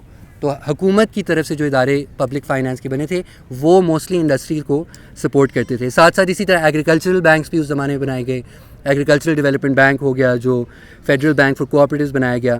اور تو ریاست جو ہے اس دوران مینوفیکچرنگ کو کریڈٹ میں اور فائنانس میں سپورٹ کرتی رہی. اور جو کمرشل بینکس تھے وہ صرف شارٹ ٹرم فائنانسنگ, اس وقت جو تھوڑے بہت جو پرائیویٹ بینکس تھے وہ شارٹ ٹرم فائنانسنگ کے لیے جو ورکنگ کیپٹل کے لونس تھے وہ پرووائڈ کرتے تھے. اور جو capital expenditure, large infrastructure, public investments وہ سرکار کرتی تھی. تو یہ جو وقت تھا, this is the period of the highest industrial growth جو پاکستان کی تاریخ میں ہوئی ہے, جس میں ہماری industrial proportion as a percentage of G D P 25% سے بھی اوپر ایک پوائنٹ پہ چلی گئی تھی. اور ایون 80s تک اس کے اثر انداز رہے. 80s میں بھی عموماً پاکستان میں انڈسٹریل گروتھ کا ایک پیریڈ کہا جاتا ہے. And the seeds for that were really set in the 60s and 70s, جب یہ فائنانس انسٹیٹیوشن بنائی گئیں, جب تھوڑا بہت لینڈ ریفارم ہوا, تھوڑی بہت اسمال ہولڈر کلٹیویشن ہوئی, اور تھوڑی بہت ایون دا نیشنلائزیشن 70s میں ہوئی. اس سے industrial production in the next decade جو ہے بتدریج اس میں اضافہ ہوا. دین دا سیکنڈ فیز جو پاکستان کا انڈسٹریلائزیشن کا ہے وہ از دا پوسٹ نیو لبرل ایرا, ضیاء کے دور میں جو شروع ہوتا ہے اسینچلی, جس میں وہی پاکستان کے پہلے IMF پروگرام سے ہم نے فائنینشیل سیکٹر کو لبرلائز کیا, ٹریڈ کیپٹل کنٹرولز کو ختم کیا, پرائیویٹائزیشن کا آغاز کیا. اور جو DFIs تھے which were such a central part of our industrial strategy back in up till the 70s, ان کو فیز آؤٹ کر دیا اور پرائیویٹائز کر دیا. رائٹ, سو وہ جو سورس آف کریڈٹ تھا فار پاکستانی صنعتوں کے لیے وہ آہستہ آہستہ ڈرائی اپ ہو گیا. 90s میں جو ہیں سارے بینکس پرائیویٹائز کر دیے گئے. اور اس وقت جو لاجک استعمال کی گئی کہ پرائیویٹائزیشن سے فرق کیا پڑے گا, اس وقت کہا جاتا تھا کہ پرائیویٹ سیکٹر کو اور لونز ملیں گے, پروڈکٹیوٹی بڑھے گی, بینکس جو ہے کمپیٹ کریں گے, so they will want more customers, اور انویسٹمنٹ بڑھے گی, کریڈٹ بڑھے گا. What's actually happened is the complete opposite, کہ جب سے پاکستانی بینکس جو ہیں جو اب میجورٹی پرائیویٹ سیکٹر کے ہاتھ میں ہیں وہ پرائیویٹائز ہوئے ہیں, تو پرائیویٹ سیکٹر لینڈنگ جو ہے as a proportion of G D P وہ 90s میں کوئی ہوتی تھی, اپ ٹل دا 2000s ایون وہ کوئی ہوتی تھی کوئی 25 to 30% of G D P, وہ اب جا کے 8 سے 12% ہو گئی ہے. So lending to the private sector to actually produce for industrial growth has completely almost finished. ساتھ ساتھ یہ بھی ہوا ہے پرائیویٹائزیشن کے بعد سے کہ جو بینکس کے جو اسپریڈز ہیں وہ بڑھتے ہی ہیں. اسپریڈ کا مطلب ہے جو سیونگز اور لینڈنگ ریٹ میں جو فرق ہوتا ہے, یعنی بینک اگر آپ کو لون دیتا ہے 16% پہ, تو وہ آپ کو سیونگز دے, آپ کو جو انٹرسٹ دے گا آپ کی سیونگز پہ وہ کوئی 8 یا 10% دے گا. تو پاکستان ہے سم آف دا ہائیسٹ اسپریڈز, یعنی differences between lending and savings rate in the world. اور ساتھ ایک اور نتیجہ یہ ہوا ہے کہ فائنینشیل انکلوژن جو ہے, یعنی کہ کتنی پروپورشن پاپولیشن کا جو پاکستان میں اس کو بینکنگ سیکٹر تک رسائی ہے, وہ جو ہے اس کی جو ریٹ آف گروتھ ہے وہ پورے ریجن میں ہماری سب سے کم ہے. تو کرنٹلی اباؤٹ 21% جو ایڈلٹس ہیں پاکستان میں ان کا بینک اکاؤنٹ ہے. انڈیا میں 70% ہے, ویتنام میں 80% ہے, چائنا میں 85% ہے. اور اس کا بہت اہم تعلق ہے لینڈنگ سے بھی, کیونکہ جب تک لوگ سیو نہیں کریں گے تو پھر لینڈنگ بھی اتنی ہی کم ہوگی. اور مشرف کے دور میں خاص کر یہ چیز جو ہے اور زیادہ ایکسیلریٹ ہوتی ہے. یہ 90s میں پرائیویٹائز ہو گئے بینکس, اینڈ مشرف کے دور میں مزید ڈی ریگولیشن ہوئی بینکس کی, ان پہ ٹیکسز بھی کم کر دیے گئے ان کی پروفٹس کے اوپر.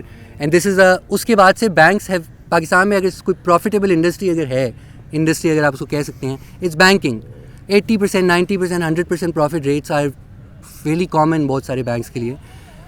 سو they are very profitable, but how are they earning their money? سب سے پہلے گورنمنٹ بورنگ, گورنمنٹ بانڈس خرید کے, رسک فری گورنمنٹ سیکیورٹیز, مطلب گورنمنٹ کو پیسے دیتے ہیں اور اس سے گورنمنٹ ہر سال ان کو بجٹ سے انٹرسٹ پیمنٹس کرتا رہتا ہے. ایک ایزی سورس آف لینڈنگ ہے, گورنمنٹ ساورن ہے, وہ ڈیفالٹ نہیں کر سکتا ایز سچ, تو انہیں حکومت سے سارے پیسے مل جاتے ہیں, جو ایک بڑی اچھی گرانٹ سیکنگ ارینجمنٹ بینکوں کے لیے بن گئی ہے. دوسرا کنزیومر لینڈنگ, مشرف کے دور سے خاص کر بینکس کو انکریج کیا کہ آپ کنزیومر لونز دو, گاڑیوں کے لیے لون دو, گھروں کے لیے مطلب اور ناٹ گھروں کے لیے اتنا نہیں, مورٹگیج مارکیٹ ہی بنی, لیکن کموڈیٹیز کے لیے اسینچلی لون دو, ٹی ویوں کے لیے لون دیا جائے, گاڑیوں کے لیے, ہاؤس ہولڈ کموڈیٹیز کے لیے. اس میں بہت زیادہ اضافہ ہوا کیونکہ اس میں بھی کوئک اینڈ ایزی ریٹرنز ہوتے ہیں, اور ایزی منی اس وقت فلو ان کر رہی تھی, ڈالرز کی ریمیٹنسز پوسٹ 9/11 بڑھ رہی تھیں. سو ایک پورا کنزمپشن بوم بینکس نے فیول کیا. اور دوسرا اسٹاک مارکیٹ اسپیکولیشن کے اوپر ان کے فائنینشیل اور کارپوریٹ سیکٹرز بہت سارے پیسے وہاں پہ انویسٹ کرتے ہیں. اور آخر میں آبویسلی ریئل اسٹیٹ کہ بہت سارے لونز مشرف کے دور میں even if they weren't being given for housing construction, اور لوگ لونز لیتے تھے کوئی کموڈٹی خریدنے کے لیے, اور انہی پیسوں کو سے پلاٹ لے لیتے تھے, اور انہی پلاٹوں کو سال میں بیچ کے ڈبل منافع کما کے لون بھی واپس کر دیتے تھے, اور پھر مزید لون لے لیتے تھے. اور تو ایک سائیکل, ایک credit fuel real estate cycle کو بھی خاص کر 2000 میں جنم دیا گیا, جو کہ ابھی تک اس کے اثرات ہمیں نظر آتے ہیں اور ابھی تک ایک طرح سے جاری بھی ہے. اور ساتھ ساتھ پھر بینکوں کے اندر ایک کانسنٹریشن بھی ہوگی. اب آئی تھنک کچھ 4-5 میجر بینکس ہیں پاکستان میں جو کہ 80% آف ڈپازٹس کو کنٹرول کرتے ہیں, and they can really abuse customers at will. آج کل ایک نیا اسکیم چل رہا ہے کہ وہ انٹرسٹ ریٹس جو ہیں بہت کیونکہ بڑھ گئی ہیں, اسٹیٹ بینک نے کوئی 15-16% سیونگز ریٹ ہوگی اگر, تو بینکوں کو پھر تو لوگوں کو جنہوں نے ڈپازٹس رکھے ہوئے ہیں ان کو سیونگز اکاؤنٹ پہ دینے کی ضرورت ہے. تو بینکس جو ہیں کسٹمرز کو زبردستی آج کل فون کر رہے ہیں کہ آپ سیونگز اکاؤنٹ اپنا چینج کر کے اسلامک اکاؤنٹ بنائیں. ہم سارے اپنے سیونگز اکاؤنٹ بند کر رہے ہیں, یا تو اسلامک اکاؤنٹ بنائیں جس پہ آپ کو 8% پروفٹ ملے گا 16% انٹرسٹ کے بجائے, یا آپ کرنٹ اکاؤنٹ بنائیں جس میں آپ کو کوئی انٹرسٹ نہیں ملے گا. اور لوگوں سے کہہ رہے ہیں اگر آپ نہیں کریں گے ہم آپ کا اکاؤنٹ بند کر رہے ہیں. اور حالانکہ وہ کر نہیں سکتے قانونی طور پہ, لیکن بدماشی ہے ایک طرح سے کہ حالانکہ ابھی وقت ہونا چاہیے کہ ابھی انٹرسٹ ریٹس آئے ہیں تو لوگوں کو سیونگس کی انکریجمنٹ ہونی چاہیے ریاست کی طرف سے کہ سیونگس بڑھے, کوئی انویسٹمنٹ کے لیے کوئی اپارچونیٹیز کریٹ ہوں. الٹا بینکس جو ہیں لوٹ رہے ہیں لوگوں کو کہ آپ اپنے اکاؤنٹس لو ییلڈ اکاؤنٹس پہ چینج کریں. اینڈ دین اس سے جڑی ہوئی تو ایک تو یہ لینڈ کے فیلیئرز, بزنس کو ڈسپلن کرنے کے فیلیئرز, بینکنگ کو ڈسپلن کرنے کے فیلیئرز جو پاکستان میں ہوئے ہیں. اور پھر ساتھ اس سے جڑے ہوئے obviously the whole question میں اس کی تفصیل میں نہیں جاؤں گا, it's not the topic today, but obviously the real estate, the land question, کہ land has become the primary avenue for both savings and investment. Pakistan میں it's become the most profitable avenue, and that وہ manufacturing کے لیے ایک death sentence ہے essentially. And now تو it's very common, you hear it all the time, کوئی بڑا manufacturer یا کوئی بڑا بینکر اپنی ڈائیویسٹ کر رہا ہے فیکٹریز بند کر کے, they're buying housing اسکیموں میں اور مختلف اور لینڈ ہولڈنگس کے اندر پیسے کر رہے ہیں, جس سے ناک آن افیکٹس آبویسلی ایگریکلچر پہ بھی ہیں, زرعی زمین کو کھایا جا رہا ہے, ویجز کے اوپر بھی ہیں, lack of labour intensive production پہ بھی ہیں, ایکسپورٹس پہ بھی ہیں, کنزمپشن کے بڑھانے پہ بھی ہیں. It's just a black hole جو کہ ہماری معیشت کو کھا رہا ہے اندر سے. اور اس سے جڑا ہوا جو سوال انرجی کا ہے, وہ بھی انہی نیو لبرل پالیسیز کے نتیجے میں پاکستان نے 90s میں اپنی انرجی بھی پروڈکشن زیادہ تر جنریشن پرائیویٹائز کر دی اور اس کو ایک تھرمل مکس کے ساتھ جوڑ دیا, یعنی کہ ہم آئل اور کول کے ذریعے ایک بہت بڑا حصہ پیٹرو کیمیکلس کے ذریعے ہم انرجی پروڈیوس کرتے ہیں, جس کے لیے اگین ڈالرز میں ہم خریدتے ہیں, آگے روپوں میں بیچتے ہیں, پھر سبسڈیز بھی دیتے ہیں روپوں میں, اور وہ ایک ڈیٹ سائیکل ہے جو بڑھتی جاتی ہے. سو there is this whole energy policy جو پوسٹ 90s جو ہماری بنی ہے, وچ از آلسو, اور کیونکہ وہ سرکولر ڈیٹ بنتی ہے تو انڈسٹریز کو بھی انرجی نہیں, بجلی نہیں پہنچ پاتی, ان کی پروڈکشن بھی اور مزید تباہ ہوتی ہے. It's like this vicious cycle that is in process. تو I mean I may have left out some things, but obviously I don't want to take too much time. آج کا کانٹیکسٹ پہ اگر بس ہم آئیں تو اس سوال کو, again it's just about question of, اس سوال کو آپ کس طرح دیکھیں یا سمجھیں. یہ سارے پہلو تو ہم نے دیکھ لیے, کیوں مینوفیکچرنگ اہم رہی ہے, کس طرح اور ممالک نے انڈسٹریلائز کیا ہے, اپنے سیکٹرز بنائے ہیں, how obviously this can help address many of جو پاکستان کے امیڈیٹ کرائسس ہیں. The most immediate one being bar bar IMF کے پاس جا کے ڈالر کی بھیک مانگنا اور اس کا سارا کنڈیشنز جو ہیں یہاں لوگوں کے سر پہ مہنگائی کے سیلاب کے ذریعے ڈالنا. تو اس چیز سے جو نکلنے کا ایک ذریعہ یقیناً یہ تو ہے, لیکن ظاہر ہے اب ہم 21ویں صدی میں ہیں. یہ بات بھی حقیقت ہے کہ جو 20ویں صدی کے درمیان میں ہو وہ ہم ابھی اس طرح ریپلیکیٹ نہیں کر سکتے, اسی طریقے سے تو شاید نہ ہو. ایون جو 90s میں ہوا, 2000 میں ہوا, اس سے بھی آج کل کا جو پس منظر ہے وہ فرق ہے. لیکن بہرحال آئی تھنک جو پہلو ہمیں اپنے ذہن میں رکھنے ہیں اس سوال کے بارے میں جب سوچنا ہے وہ ایک کچھ بنیادی طور پہ ایک تو یہ ہیں کہ ایک تو ہمارے امیڈیٹ پہلو ہمارے قرضے کا ہے. ٹھیک ہے, پاکستان کے اگلے 2 سال میں بھی نہیں, شاید 1.5 سال اب رہ گئے, $30 بلین ڈیٹ آبلیگیشنس کی ہم نے دینی ہیں, اور even more in the next 5 years 10 years. Chinese loans ابھی بہت سارے جو ہم نے سی پیک کے ذریعے پتہ نہیں کیوں لیے تھے وہ اب میچور ہونے والے ہیں. تو پاکستان کے پاس $4 بلین ہیں فارن ایکسچینج ریزروز میں. ہم نہیں دے سکتے. ویسے آپ کو کہیں نہ کہیں سے پروڈیوس کرنے پڑیں گے. کس طرح کریں گے whatever, but we have to figure it out. Obviously there are other options default, and اس کے پھر اثرات ہم بھگتے اور لوگ عوام ہی بھگتے کی ظاہر ہے. دی ادر آبویسلی پہلو ہے جس کو اس مے بی کاؤنٹر انٹویٹو پہلو, لیکن اس کو کیلکولیشن میں شامل کرنا بہت اہم ہے, از جو کلائمیٹ کرائسس ہے. Obviously industrialization in the 20th century was one of the biggest contributors to the climate crisis. Even now is still climate breakdown کا ایک بہت بڑا عنصر ہے, اینڈ یہ ایک حقیقت ہے. اور 20ویں صدی میں تو ظاہر ہے یہ سوال جب یہ ساری اکانومیز ٹیک آف کر رہی تھیں تو کلائمیٹ کا سوال تو اتنا اہم اس وقت تھا ہی نہیں, ایک پیریفرل سا سوال تھا. اب ہمیں جا کے سمجھ آ گئی ہے کہ کس طرح ہماری جو پیداواری سسٹمز ہیں وہ کس طرح ہمارے پورے ہماری ایگزسٹنس کو ہی ایک طرح سے ڈینجر میں لے آئے ہیں. تو ظاہر ہے ہم اس پورے انوائرمنٹلی ایکسٹریکٹیو ماڈل کو پھر سے ریپلیکیٹ کرنا بھی تباہی ہے. ہم اس کو اس طرح نہیں کر سکتے. تو اس کو بھی ہمیں مد نظر رکھنے کی ضرورت ہے کہ اب جو اگر کوئی صنعتی ترقی کا کوئی ماڈل آتا بھی ہے تو it has to be a sustainable model, has to be a climate, I think the important word is a regenerative model, کہ جو کہ ہمارے جو بجائے کہ استحصال ہو. ظاہر ہے آپ کو قدرتی وسائل کو استعمال میں لانا تو ایک بات ہے کہ استعمال میں لایا جائے لوگوں کی ضروریات پورا کرنے کے لیے, لیکن وہ جو پورا لاجک ہے کہ منافع کی صرف بنیاد کے اوپر آپ استحصال کریں قدرتی وسائل کا ٹو دا پوائنٹ جس کے اوپر ہم آ گئے ہیں. ہم نے جو اپنے پانی کے وسائل کے ساتھ کیا ہے, ہم نے اپنے جو فارسٹ کے ساتھ جو ہم نے کیا ہے, جو ہم نے زراعت کے ساتھ جو اب کر رہے ہیں, it has to be a qualitatively different model, and I think it's possible. یہ ہمیں اپنے آپ کو اس سوچ سے لمٹ نہیں کرنا چاہیے کہ کیونکہ کلائمیٹ بریک ڈاؤن ہے ہینس ہم ترقی نہ کریں, خاص کر ہمارے جیسے ملک میں, یا ہم پیداوار نہ بڑھائیں.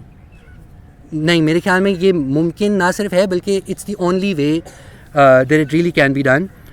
اینڈ دا تھرڈ اہم پہلو جس کا ہمیں آج مد نظر رکھنے کی ضرورت ہے صنعتی سوال کے بارے میں جب سوچتے ہیں, وہ ہے جو چوتھی صنعتی انقلاب کا جو سوال ہے, کہ جس کے اندر سے ہم لوگ کہتے ہیں کہ ہم ابھی شروع ہو چکا ہے, which is the revolution in automation, robotics, artificial intelligence, the internet of things like 3D printing, ایک نئی phase of human technology, and obviously underpinned by the whole digital and technological connectivity کا جو ایک انفراسٹرکچر اب جو بن چکا ہے. So because obviously that a lot of people also say کہ that does pose risks to it will change the way production ہوتی ہے.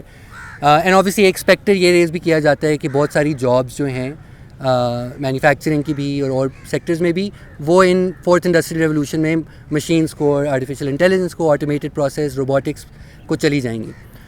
اور اس کے اوپر یقیناً this is something that has to be kept in mind. At the same time we should also not overstate the dangers that they pose or the influence that they will pose to jobs. And اس کے اوپر studies ہوئی ہیں that have calculated for both OECD کے ممالک میں, and تو ایک study 2020 میں شاید ہوئی تھی, اس کا ایک حوالہ بھی تھا I think one of the readings میں, کہ OECD ممالک میں ایسٹیمیٹ کیا جاتا ہے کہ جو at the current pace in the next 5 to 10 years about 8 to 12% of جو جابس ہیں OECD ممالک یعنی کہ جو ترقی یافتہ ممالک ہیں G20 ٹائپ جو یورپ, امریکہ کے, جاپان جیسے, ان میں تقریباً 8 to 20% جابس ہیں they are at risk of complete automation and taking over by technology.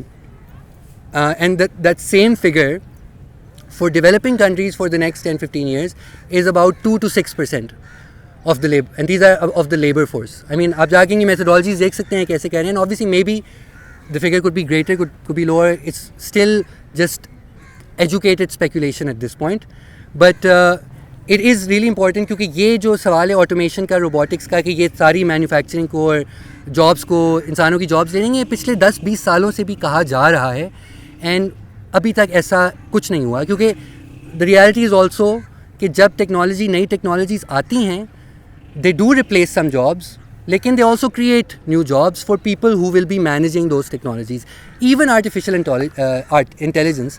And اس کے اوپر بلکہ ایک بڑا اچھا مضمون 2-3 دن پہلے نوم چامسکی نے لکھا ہے چیٹ جی پی ٹی کے بارے میں, کہ چیٹ جی پی ٹی کو ایک بہت بڑا ایک ریولیوشن کے طور پہ ہیرلڈ کیا جا رہا ہے کہ this can ultimately replace a lot of human operators. اور یقیناً بہت ساری چیزیں ہیں جو کہ ہوں گی ان دا ڈیولپنگ ورلڈ, خاص کر ڈیولپڈ ورلڈ میں. بہت سارے ایسے پروفیشنلائز ٹاسک ہیں, کال سینٹرز جیسے ہو گئے, بہت سارے سروس سیکٹر کی جابس ہیں جو کہ may be artificial intelligence will be able to take up. But at the same time Chomsky کا یہ کہنا ہے کہ دی آئیڈیا کہ یہ ہیومن انٹیلیجنس کا ایک آلٹرنیٹ ہو سکتا ہے, it's not really based, he doesn't see it because he is like یہ جو پورا ماڈل ہے کہ مشین لرننگ کا, کہ آپ ایک مشین کے اندر لارج اماؤنٹس آف ڈیٹا جو ہیں دنیا بھر کے اس کو انفارمیشن سورسز دیں اور اس کی بیسس کے اوپر وہ ایک پروبیبلسٹک ایسٹیمیٹ نکالتا ہے کہ اس سوال کا یہ جواب ٹھیک ہونا چاہیے according to what's been done before. Chomsky کہتا ہے کہ human language models don't operate like this. Human cognitive models کو یہ لارج اماؤنٹس آف ڈیٹا کی بیسس کے اوپر ہم نہیں یہ فیصلے کرتے. In fact most of the learning جو کہ ہیومن برین کرتا ہے that's based on really small amounts of data, جو اسپیشلی لائک فار انسٹنس جو چائلڈہڈ لرننگ ہوتی ہے, جس کی بیسس پہ وہ پھر آگے اپنی پرابلم سالونگ اور اس طرح کی جو فیکلٹیز ڈیولپ کرتا ہے. And his argument is that in many cases that's what is necessary in almost most of these field جس کے اندر کہا جا رہا ہے اے آئی ہوگی. سو ایک بہت اچھا ایگزامپل ہے کہ سیلف ڈرائیونگ کارز کا, کہ self driving cars is one of the major applications of artificial intelligence, کہ لوگ آپ کو گاڑی چلانے کی ضرورت نہیں ہے, آرٹیفیشیل انٹیلیجنس طے کر لے گی آن دا بیسس آف جو اس کو ڈیٹا مل رہا ہے سارا ٹریفک کا اور آگے پیچھے کہ کب کہاں ٹرن کرنا ہے, کب رکنا ہے.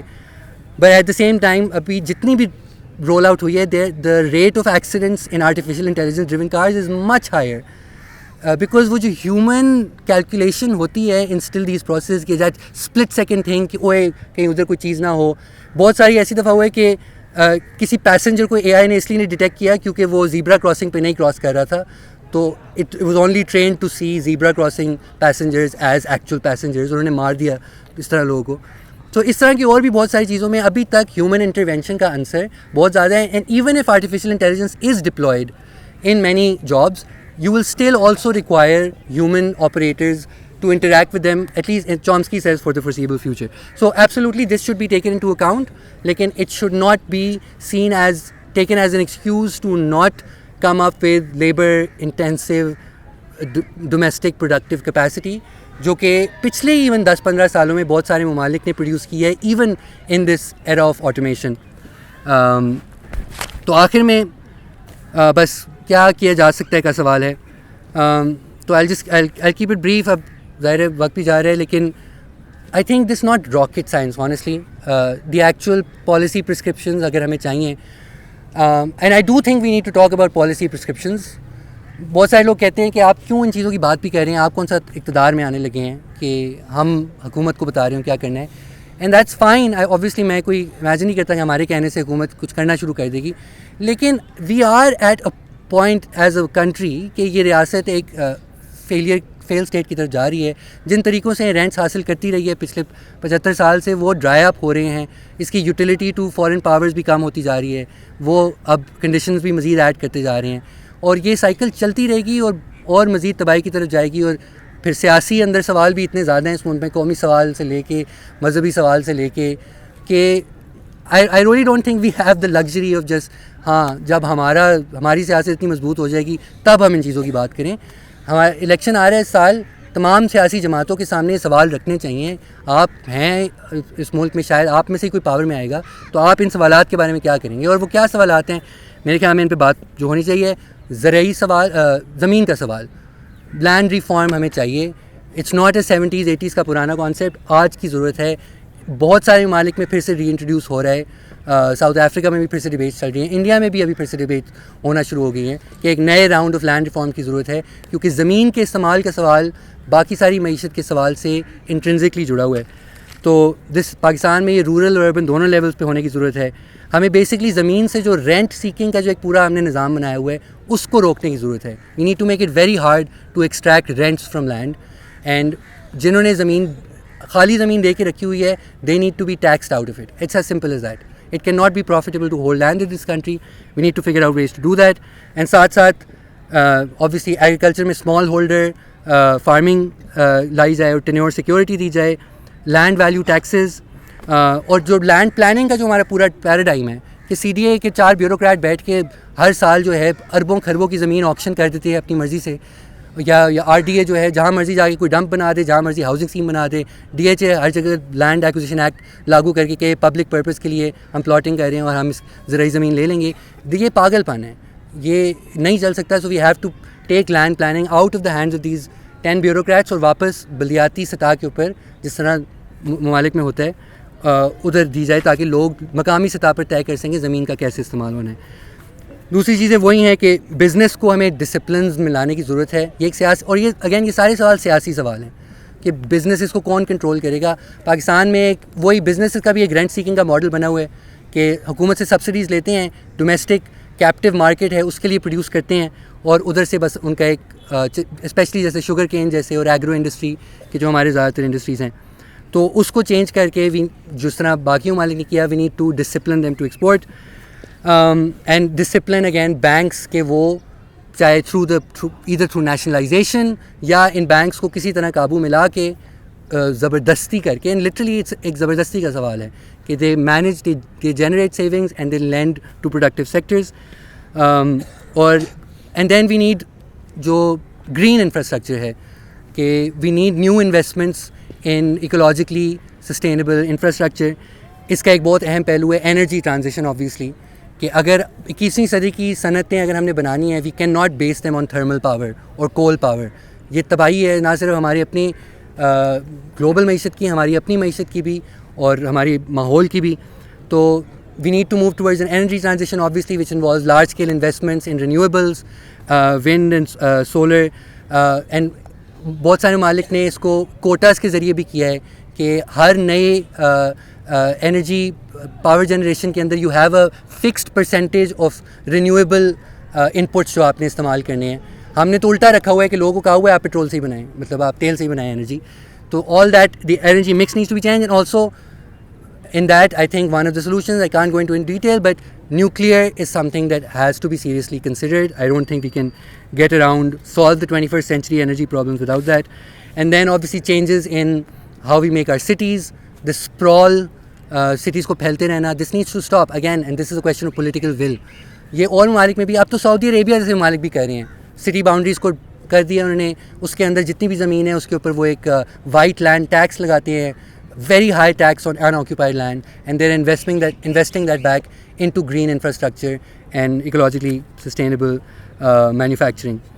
And then circular economy models, I think this is really critical. And بہت سارے ممالک جنہوں نے پہلے انڈسٹریلائز کیا تھا, they are shifting their manufacturing to circular economy models. What does that mean? It's essentially basically a model جس کے اندر جو انپٹس اور آؤٹ پٹس ہوتے ہیں مینوفیکچرنگ کے ان کو ری یوز کیا جاتا ہے. And the idea is to have a close loop of production, کہ جتنے بھی انپٹس جا رہے ہیں اور اس سے جو پروڈیوس ہو رہا ہے اور جو ویسٹ بن رہا ہے وہ سارا کا سارا ویسٹ جو ہے اس کو ٹریٹ کر کے یوز کر کے واپس پروڈکشن پروسیس کے اندر لایا جائے, so that it doesn't create negative externalities. اس کے بہت سارے ماڈلز چین میں بھی انٹروڈیوس ہو رہے ہیں, ایون انڈیا میں بھی ہو رہے ہیں. اور اس طرح کے فار انسٹنس ٹیکسٹائل مینوفیکچرنگ میں بہت سارے ممالک نے, ویتنام میں سرکولر اکانومی ماڈلز انٹروڈیوس کر کے جس میں ٹیکسٹائل اسکریپ کو بھی ری یوز کیا جاتا ہے اور جو پانی استعمال ہوتا ہے اس کو ٹریٹ کر کے ری یوز کیا جاتا ہے. تو اس کے ذریعے جو واٹر یوز ہے فار ڈینم مینوفیکچرنگ ویتنام میں وہ 85% کم ہو چکا ہے, even though production has kept rising. So again there are these new productive models that are available that can sort of reduce the footprint of these industries. And then finally jo hamari workforce hai, we need to train them for the coming industrial shift jo ki aane wala hai. We need to train them, we can't just simply be like okay unki jobs replace ho jayengi. So we need to train them in the skills jo ki fourth industrial revolution میں جن کی ضرورت ہے, جو کہ ان نئی advance technologies کے ساتھ انٹریکٹ کر سکے, اے آئی کے ساتھ, آٹومیٹڈ مشینری کے ساتھ, روبوٹکس کے ساتھ. And really the skills that are needed for that, again, it's not rocket science, it's like critical thinking, like logical reasoning, problem solving, like complex problem solving, like these are the sorts of things and maybe not جو ہم وہ جو پورا 20ویں صدی کا specialised education model جس میں ہم چلتے آ رہے ہیں کہ آپ پھر انٹر کریں گے, پھر بیچلرس کریں گے, پھر ماسٹرس کریں گے, پھر پی ایچ ڈی کریں گے. I think we have to think of more integrated educational models that are also tied to production processes. اور یہ پاکستان میں اور بہت سارے ممالک میں بھی بہت مسئلہ ہے کہ جو تعلیم دی جا رہی ہے اس کا جو ایکچوئل پیداواری کیپیسٹیز ہیں اس سے کوئی تعلق ہی نہیں ہے. مطلب you are producing whole bunch of engineers for what. کوئی ہیں انجینئرنگ فرمس بڑی اتنی تھوڑی سی ہیں پاکستان میں, یا ان کی اکانومی اسکیل ہی نہیں ہے, یا کوئی اس پیمانے پہ انفراسٹرکچر ہی نہیں پروڈیوس ہوتا. Similar and this is not just Pakistan, and I think this is very important because even in some ostensibly socialist states, and like for instance Cuba has made many advances obviously in the social sector, in education and health, high life expectancy, high education, but at the same time Cuba has not been able to industrialize because again there اس کا obviously تعلق trade embargo سے بھی ہے, U S کے influence اور اس کی سے بھی ہے, لیکن there is also a mismatch between what they are training their population in and what their economy is like. ہم جو بار بار سنتے رہتے ہیں کہ کیوبن اکانومی ڈاکٹرز ہر پورے دنیا میں بیچتی ہے, تو وہ کیوں بیچتی ہے؟ Because they have an over production of doctors. Engineers کی بھی اسی طرح کیوبا میں اوور پروڈکشن ہے because they don't have the productive capacities to be able to actually utilise this, because they never follow those same prescriptions which would create that same kind of development as other countries did. So we need to train our workforce for that. And other than obviously these skills, also skills in communication, use of technology, cooperative structures کہ کس طرح بنتے ہیں, and also so that we can also think of new models for firms, models جن کے اندر profit ہی صرف driving imperative نہ ہو, بلکہ you can still like the idea of having firms, cooperative firms جو کہ ٹیکنالوجی کے اندر بھی انویسٹ کریں, جو کہ پروڈکٹیوٹی بھی انکریز کریں, but at the same time where the surplus is distributed more equally. And then obviously there is this question of the women's workforce when we're talking about کہ پاکستان میں like female labor force participation about half that in Bangladesh, 1/3 that in countries like Vietnam or Thailand. Like it's literally you're not going to be able to meet any of their needs اگر آپ ان کو چاہے تعلیم میں ہو, jobs میں ہو, public transport کے انویسٹمنٹس میں ہو, making work and making entry into the economy easier for them. But yeah, at the end I think یہ سوال میرے لیے کھولنا مشکل بھی تھا. کل بھی ہم نے شیئر کیا تو کچھ ساتھیوں نے ہمیں کہنا شروع کر دیا کہ کیا آپ ایکسپلائٹیشن اور پولوشن کو دینا چاہتے ہیں بڑھاوا. اس کا I'm just no offense taken, I'm just it's a general reaction and I've experienced it before also, and I think اس سوال کو ہمیں سنجیدگی سے سوچنا, آج کے پس منظر میں, آج کے حالات میں, آج کے نئی جو حقائق ہیں ان کو مد نظر رکھتے ہوئے بہرحال جو صنعتی ترقی کا سوال ہے اس کو اگنور نہیں کیا جا سکتا. ہم نے کوئی نیا ماڈل نہیں ایجاد کرنا ہے اس ملک میں جو باقی ساری دنیا کی اکنامک ہسٹری کو رد کر کے ایکچولی ثابت کرے گا کہ نہیں ایک 200 ملین کا ملک سروسز اور ریئل اسٹیٹ کی بنیاد کے اوپر ترقی کر سکتا ہے. ایسا نہیں ہونے لگا. ہم تباہی کی طرف جا رہے ہیں. کچھ بیئر اکنامک ریالٹیز ہیں جن کے ساتھ ہم نے ڈیل کرنا ہے. Yes we have to do it in a way that response to our environmental needs, also response to the needs, basic needs جو کہ لوگوں کی پوری ہو رہی ہیں. But that's just what history shows اس کہ اگر آپ یہ رستہ اپناتے ہیں تو آپ یہ کر پائیں گے, آپ اپنے لوگوں کی ضروریات کو ایک بہتر انداز میں پورا کر پائیں گے. ہم نے بس یہ تراشنا ہے کہ اس صدی کے لیے, ان حالات کے لیے, کلائمیٹ کرائسس کے بھی کو مد نظر رکھتے ہوئے وہ کیا رستہ ہو سکتا ہے جو اپنا سکتے ہیں. And I think some of the things that we need to follow in order to industrialize are actually the same things that we need to also address the climate crisis. And I think we need to figure out a vision where all these things work together. Thank you.